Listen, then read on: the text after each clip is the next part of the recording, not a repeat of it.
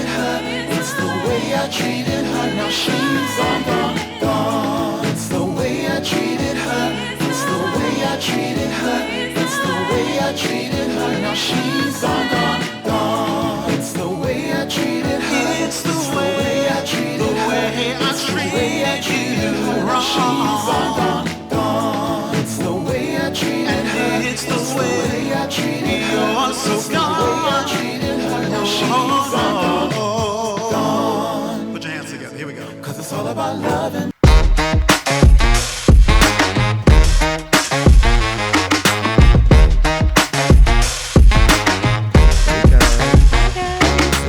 Back to one more day.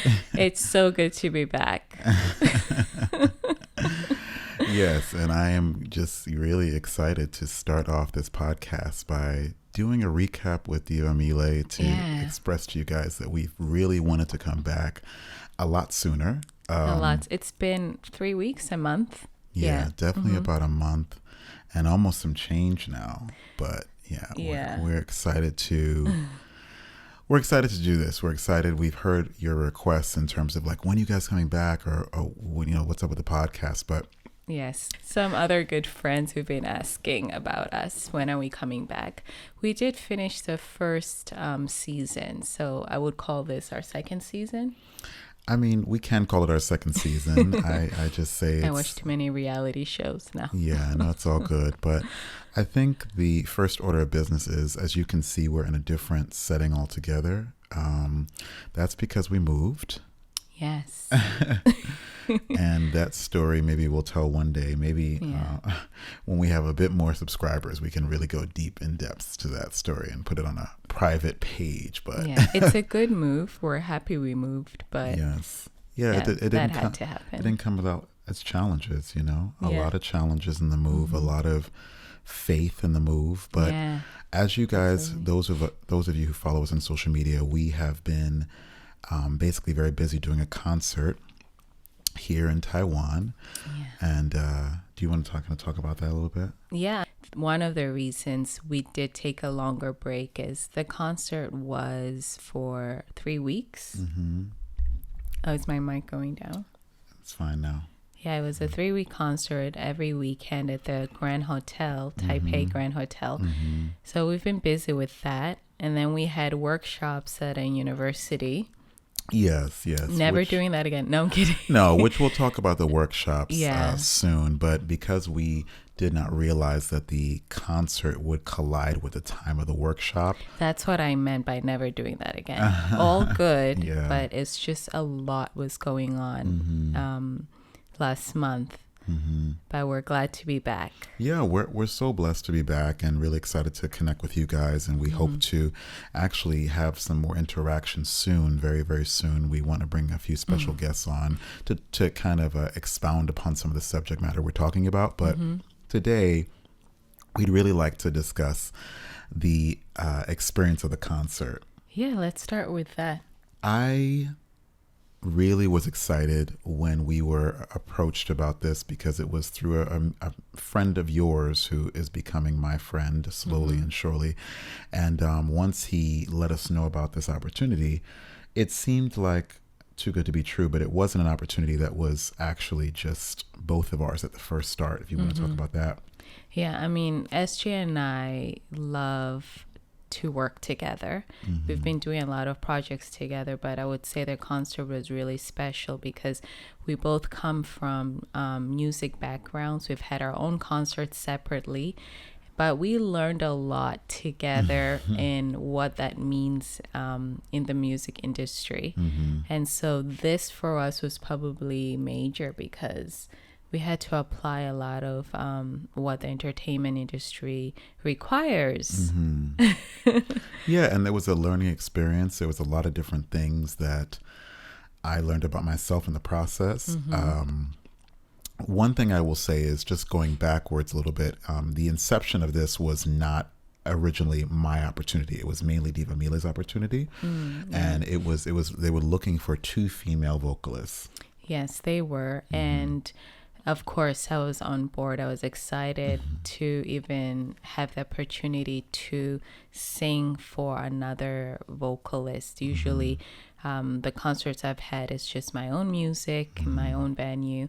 And then when the request came, we just had a baby. And I was in a space where, can I do it? Am I able to do it? Will I have the time? And then also a light bulb came. Wait, I'm married to someone who's been doing probably singing for so many years, whether it's the wedding business or entertainment.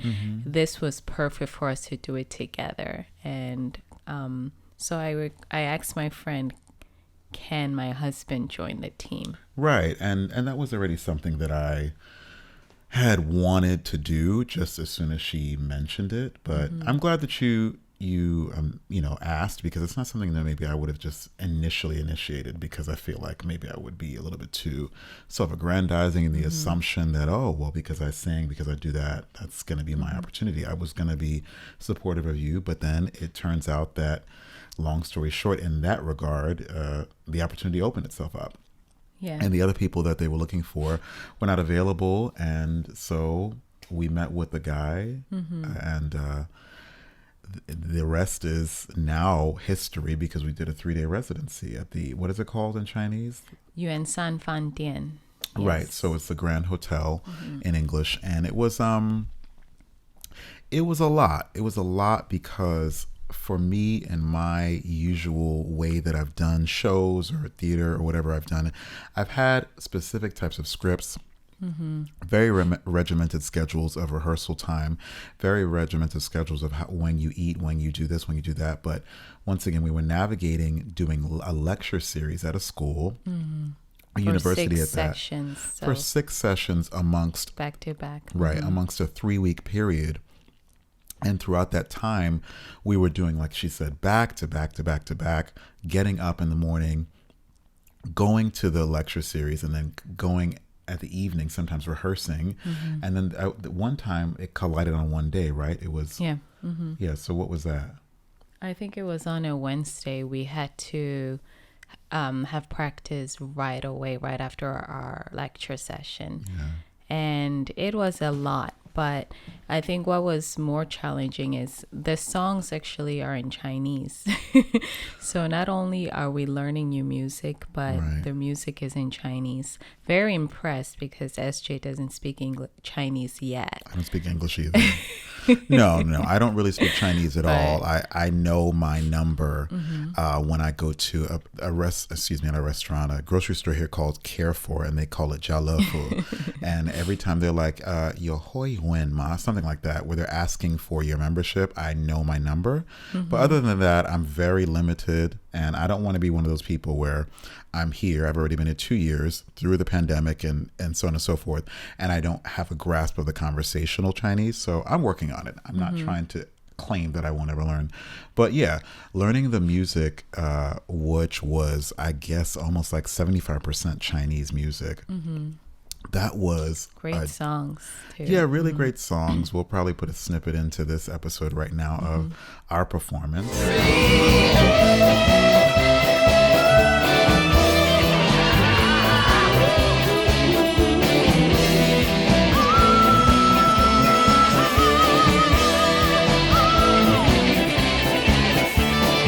But we'll get to that. But yeah, it because of my experience, as I've shared on the show before, like in Italy, I learned things quickly phonetically, because it's just like what you got to do. You got to be in it. But Chinese is a whole nother ball game, because tonation is important. Also, for me, it's how you form your mouth, because if you're so used to using your mouth in a certain way, you really have to retrain your lips to kind of hear sounds that you wouldn't normally, emote. So there was a challenge. But for you, how did that feel, singing in Chinese? I know you're used to doing it in church and stuff like that. But I think it took a lot of discipline, because usually when I sing in church, there's a lot of free singing, where it doesn't have to be exactly what phrase would you use when we were practicing? You said you have to hit the mark or the beat. Oh, stay in the pocket. Stay in the pocket. Yeah, And a lot of the songs you have to do that. Usually when I'm singing at church, it's free worship. I can basically sing however the music leads me to sing. So it was challenging in a good way. I remember to be disciplined and to really use my vocal instrument the correct way to support the lead singer. I also thought it was beneficial because you came from the industry, you come from the industry. Yeah. So there were a lot of notes that you really input or contributed to our team in how to implement the songs and the vocals. Yeah, I really appreciated that. Oh yeah, no problem. Yeah, so it was also challenging at times because we were posed with the challenge on most of the nights people came to see us were friends and family, and then of course industry people. So there's a lot of pressure, right? Like in terms of what the goal of this concert was. Yes. And did you want to speak on like how did you feel pressured at all during that time? I didn't feel the pressure on stage. Oh, just like the whole aspect The of whole us. I think obviously opening night you want to always do the best, but gradually by the time we did our third concert, it just felt like, okay, we belong there. Yeah. And Robin Dale, who's the gentleman that we're singing with, he's legendary. He has had ties since the 70s of psychedelic rock era, and people like The Who and Jimi Hendrix, or to name a few people who, Alice Cooper, he's been a part of that life. But he actually gave his life to Christ, and he now sings a lot of wonderful love songs, inspirational songs. And so his story is very vast, and we'll probably like link in the description box here, like links to him and also a bigger portion of the concert. But it's really interesting to see how, we're now teaming with this guy who has such a legacy and learning his story through his music. It's a really interesting process for us.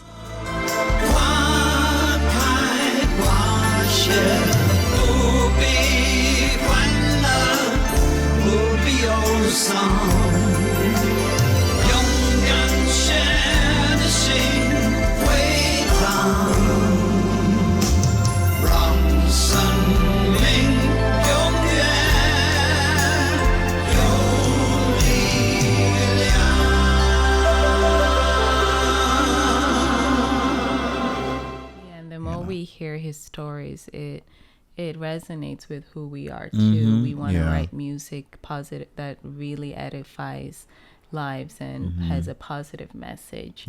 So I just think it's amazing how God works sometimes. You never thought you would ever work with a Robin Dale in your life. No, and we're from such different generations to constantly feel like he is a mentor figure in that way. It's very interesting. I didn't grow up with any grandfathers, right?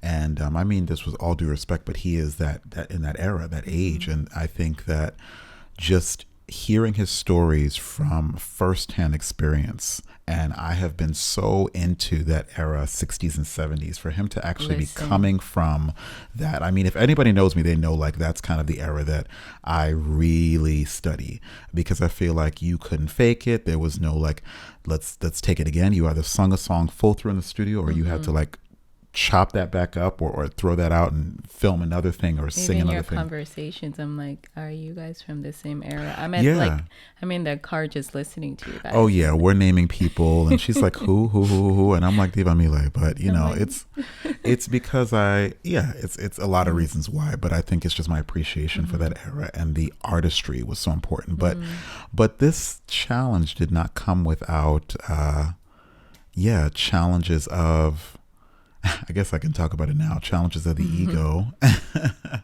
Capital E. Oh, well, I mean, so, hey family, if you've been enjoying this podcast today, please be sure to subscribe and hit the notification button.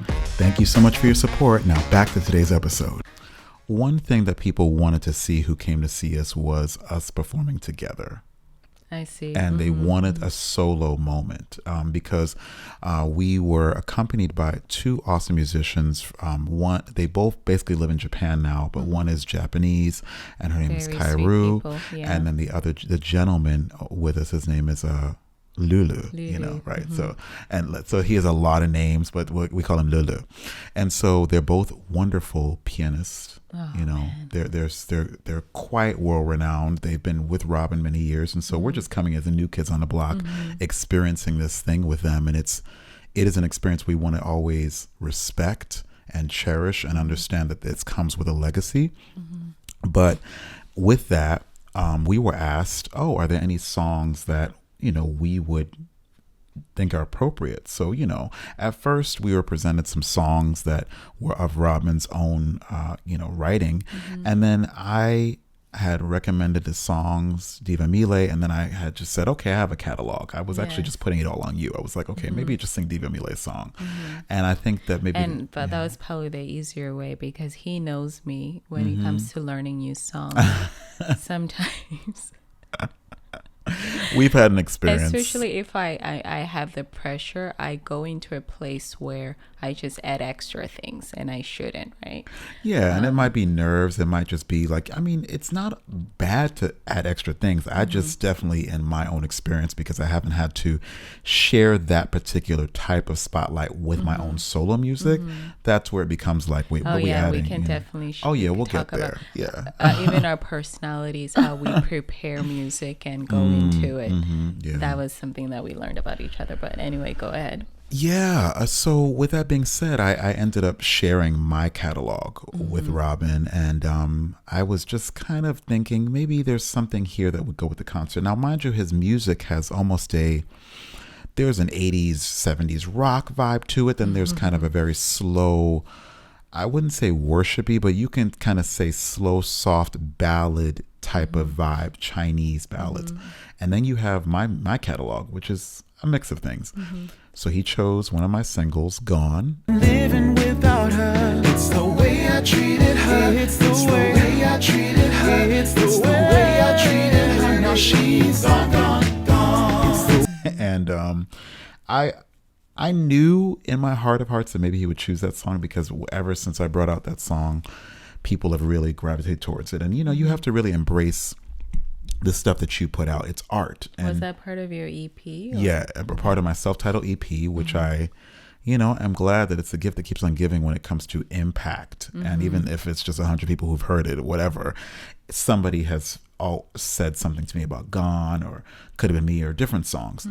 And so he chose Gone, and at first I was like, yeah, I got it. I've sung Gone a million times, especially when it came out. I sung it on Open, I've sung it on Open is a Bronx Net public access channel, and I've sung it in numerous places. And then he was like, well, you have to include your wife. And I was like, oh, I have to include my wife? I'm okay, she can sing a few different things. Why are you laughing? No, because I know my husband when he was like, yes, I have the opportunity to sing my songs, which I was totally okay. She was definitely okay. As soon as they were like, and your wife is going to join, like I felt him twitch his eye because and I wasn't even... a lot was going to change. Naturally, I improvise. When I do things, I improvise. I'm spontaneous. Still do it well when he is on the spot. Yeah, I'm pretty much, not even on the spot. I'm very regimented diligent with what I know is the structure, especially when it comes to music. I'm like, what is this? I mean, I've been traumatized a little bit because when I was a wedding singer, if I didn't know the structure of a song, I would be so embarrassed because the band leaders and this is no particular band leader, but different band leaders would look at me like, or I even had an experience where I was singing a soulful song and the crowd was looking for a whole section of the song that I was just kind of bypass. And it didn't work. It didn't work because those people who hired me that day ended up singing the part that I didn't sing. And I Oh, was just like, that really? I You didn't can just see let why it you're fade into traumatized. another song? So it made me really, really, really get into what does the track sound like? And if you're going to embellish, if you're going to go away from the track, know that your embellishments are going to work because you're with a live band, so you have the option. But if they can't follow you, and most wedding bands do not have rehearsal, most of them don't, Yeah. especially if you're just like gig after gig. Anyway, it's a tangent, but that's kind of where my Hence why training you was. got the songs in like a day. Oh, Robin's songs. oh yeah. As soon as I heard those songs, I was like, "Oh, let's sing it." It's almost like when you say something 6 times and you learn it. Like that's I've learned had to learn music like that so many times, or a script, right? Because as an actor, you might have to learn something within, I don't know, not even 24 hours fully. Yeah. And the next day, you're like, "Oh, I'm for CSI, or I'm for Albert, whatever it is. It's a show anyway." So Back to Gone, your song. yeah, no, but I'm getting there. No, but with Gone, it has everything to do with I didn't necessarily want to share the song, but I was asked after I had already understood that I had to include Diva Mile in the song. It was like, yeah, if you're going to sing this song, we're going to have her to have 50% of the weight of the song so that we really showcase everybody. Now, I understand that. I've seen a million concerts. I can't even tell you, so many concerts where they showcase the background singers. And usually they put them together. I know singers who sing, husband and wife teams who sing, but you and I are new at this together. Very new. And- We've sang together at church. Yes. Usually I'm like leading the songs and he's fine. I am not a person. with I don't consider myself a praise and worship leader. I think that that's her lane. I've sung in church. I'm from church, but We've had one Christmas duet, which was like, right. And that was fun and stuff like that. But that was also once again under the guise of your connection. This was the opportunity for me to bring my song to Asia and have the first opportunity of it being right. And I was blessed by that opportunity, but the way that I had seen it wasn't in this way. yeah. So here's what happened. When we talk about ego, and that's kind of like one thing, I might even name this episode about ego, but I was struggling because I was just like, why in this time when I'm finally going to perform a song that I wrote years ago, have been waiting for the platform, do I have to remix it? And I know that Diva Mile might need a little bit longer time to do it exactly the way I want her to do it. That's what he thinks. Well, I thought, right? Yeah. Just because you only go by what you have experienced, and then you're kind of like, yeah. well, maybe that's going to be the same here. But beyond that, I literally had to call my father because I was like, I am thinking about this wrong. I felt I was in error. I felt that I had an attitude about it that was not healthy for a productive marital relationship, because it wasn't an attitude of support. It was an attitude of ego that said, this is my moment and my own wife is infringing on it. And then I said, Lord, that's not correct. There's something that's not correct about this. And I know maybe people out there listening to this or watching this like, yeah, you think so? It's not correct. She's your wife. She's your flesh to flesh. She's your other half. But Bone to bone. right.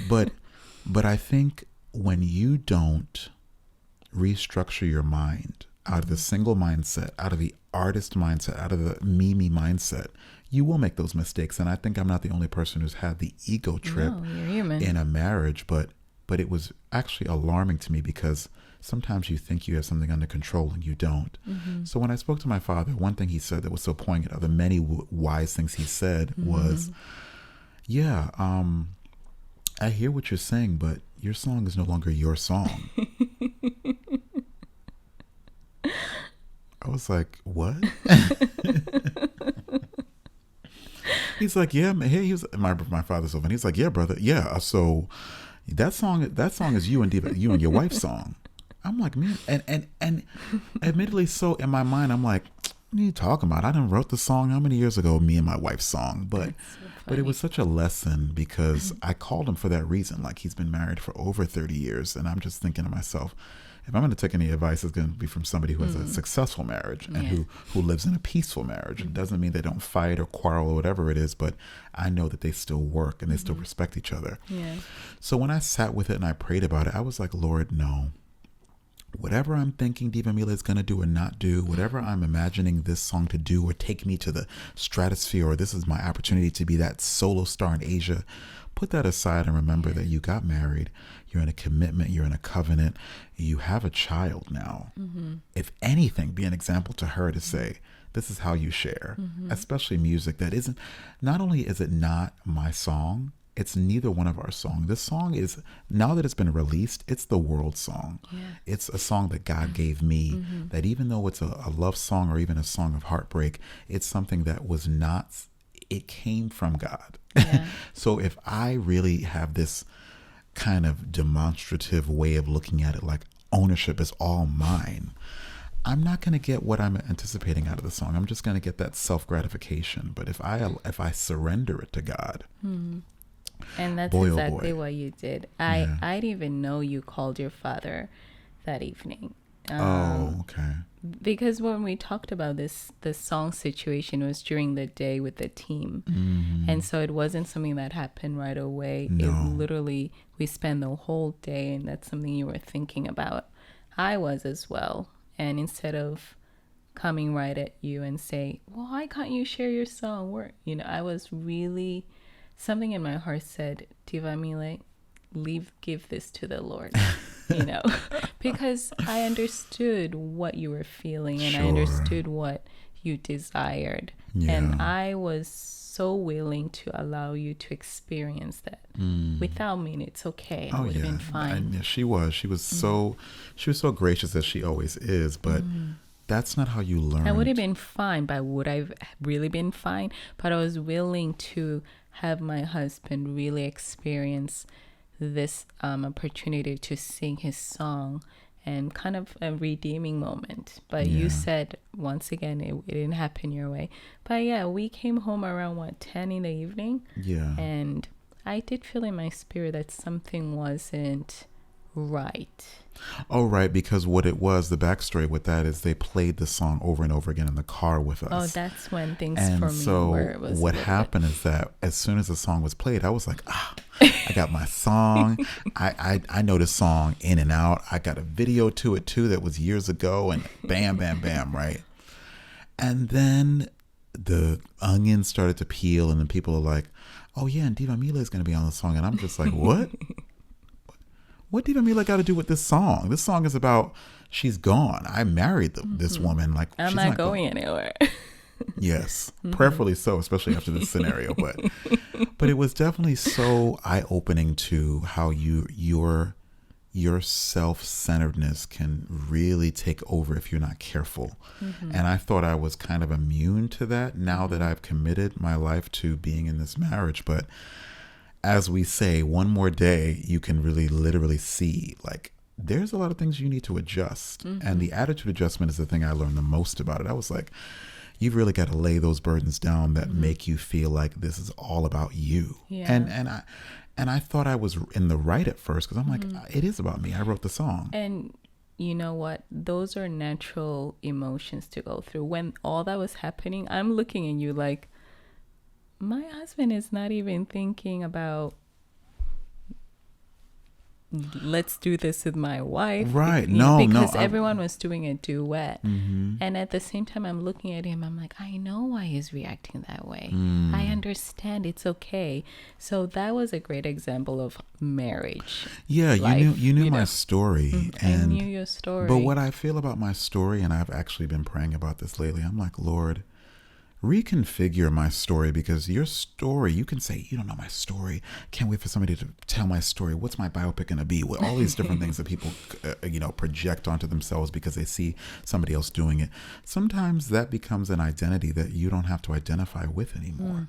You can really start to create that narrative that says, this is who I am, take it or leave it. But then at whose expense? Yeah. Especially in a relationship. We see so many people in the industry, entertainment wise, who get into marriages and then literally, like, just the marriage blows up, and then you wonder irreconcilable differences, all these different things that we talk about sometimes on this podcast. But I know in my particular marriage, in my situation, what I can see is that had I done it by myself, or like pushed to doing it to the point where maybe they don't even want me to sing it anymore, I'd be more devastated, because it would be based on an attitude of non-compromise, an attitude of not willing to share, an attitude of just saying, no, it has to be done my way. And it's like, I think you can, you know how I always say, you blew it. You can really blow your blessing by thinking it's supposed to be your way, just because that's how you envisioned it. But I was even praying earlier today, like, Lord, allow the things that I think are supposed to be a certain way, things, people, friendships, I surrender them to you. And if they're over, they're over. If that identity is over, that's over. If that friendship is over, if that season is over, right? I mean, I'll share this transparently. I had reached out to a few people. I'd emailed a few people recently who I hadn't spoken to. And I was just like, you know what? Let me just have an olive branch and just say, how are you doing? Just thinking of you. And it's been a few days, and, you know, I'm not like by bated breath, but you have to check the temperature. Like, if you have somebody on your mind thinking about people, not trying to be selfish, trying to see if there's some connection there, don't just sit on it, like act on it. And then when you have your answer might be silence. Then you can really release it. And that's how I kind of release the song the same way. I'm like, leave whatever you thought that Gone was supposed to do in Asia.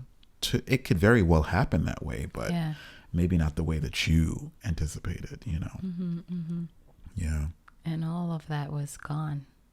Anyway, you were able to change the whole setting of the song, the sequence. Yeah, you guys will I was able to be involved, and it you'll was see the fun. performance. It Yeah, was fun. whether before the podcast or during us talking about it, you'll see snippets of the performance, and then you'll get to see the whole thing. But it was fun, and I'm so glad I was able to share the stage with you. And I had to change, you know, pronouns and stuff to make sure that if you guys know Gone, I'm saying the way I treated her. So she's now talking about me, and so there's that fun theatrical element. Yeah, we made it work. And one thing that Robin Dale, who we work with, he had said, this is like almost a musical show. And if anybody knows me, that's what I come from, right? And I enjoy musicals. Yes, she definitely does too. And it's just considering you and understanding that these are the things you are already immersed in, the things that you've loved before I even came into the picture. It's just respecting that and just knowing that what's yours, mine is ours, you know? Like, I love that movie. Have you ever seen Yours, Mine, and Ours? I think so. Really? With Lucille Ball? Yeah. Oh, okay. Yes, I didn't know you showed me. I never showed you the movie. I only showed you the cover. We had never watched it together. I haven't seen it in so many years. Maybe we'll watch it after this. We should watch it again. Yeah. But yeah, I think, you know, really what's going to come is a lot of these conversations, you guys, because we're going to be doing a lot more work together. Yeah. There's a lot more to come as far as that whole scenario is. We're not going to say too much now about it, but a lot more performances will be of that song and other songs, and we'll probably even show you guys some vlogs soon. It was fun. That's what happens when you do a collaborative thing. You know, it's not just you creating your world. It should be like that. Right. As a vocalist, especially supporting vocalist, you have to be able to be malleable. And, you know, I want to bring a few supporting vocalists on so you guys can understand some of my people who really do this a lot. And so hopefully that'll happen soon. But anything else you want to share? I think that's really all I had. I think we'll stop here for today. We thank you guys for hanging in there. Guys. We hope that you spread the word for one more day. We are now at, I think right now we're at a little bit over 340 subscribers. We got to get to that 1,000. We got to get to that we 1,000. We really are asking you guys to help us get to 1,000 so we can do more. Obviously, monetization happens with 1,000, and we're very transparent about that. We know we want to take this to the next level. We want to do more performances on the channel, more different shows, stuff that you guys will start to see, and we're going to still do it, whether or not. We want it to happen organically. I apologize in advance if there were people where I was just like, hey, how are you? Can you support? We were just excited. You know, I was excited to just share, and I can understand that maybe it's overwhelming for some people. Absolutely. But we're keeping it real. We're doing this for We're trying to keep it real, us. right? Yeah. You know, like sometimes we understand things can be very performative. We know that this is social media can be very wrapped up in the brand of it all. And, you know, of course, we have merch and things like that, which we want to support, which helps us support the channel. But we know that that is not the only purpose. Yeah. So hopefully you feel our hearts. We hear you. We see you. We see the messages. And we're excited to get to know all of you each and every time that an episode comes out. So thank you for supporting us. Yeah, and hope you're blessed. We will see you again Very soon. Bye.